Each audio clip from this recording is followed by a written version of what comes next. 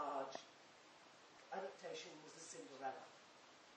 And until very recently, it's been dominated by two sorts of research. In the first place, somebody did give me a pointer. Thanks. In the first place, you had the quantitative, top-down model, climate, crops, integrated models, disease vector models, all at a very aggregate and quantitative scope. Valuable though they are, they can't tell us much about what adaptation ought to be. And they also contain an enormous amount of uncertainty. And then on the other hand, you have literally hundreds of small-scale, very often community-based, qualitative studies. Hundreds of them.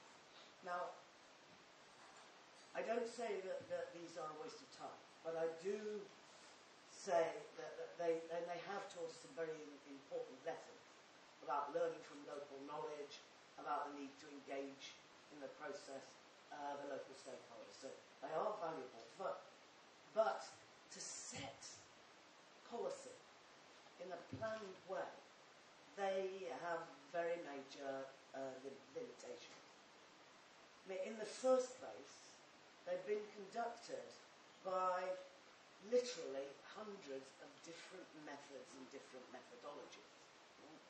So, the results are not replicable. And they certainly are not necessarily replicable if anything changes in the environment, in the socio-economic or the political context or institutions.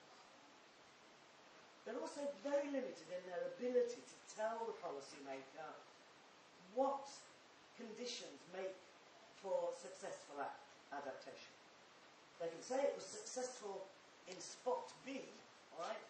But they can't say, are those conditions, do those conditions hold to make it successful in all other places?